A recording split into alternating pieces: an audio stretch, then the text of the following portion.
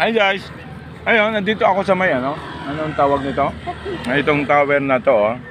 Then pansin natin to si Kaloy Andes Gloria, nakangiti. Ayan. Invite ko kayo, bili kayo nitong kakanin ni ate. Puto, then linupak. Ayan. Ang sarap guys. Halagang 10 piso, either magtinapay ka, dito ka na. Ang sarap kasi may laman tong ano. Ano na yun, tawag nito? Bukayo.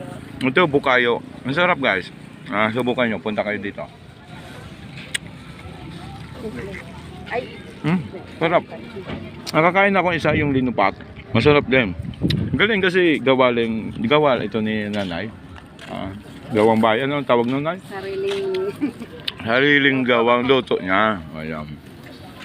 Kaya makapadaan kayo dito, harap lang to. Tulungan natin si nanay.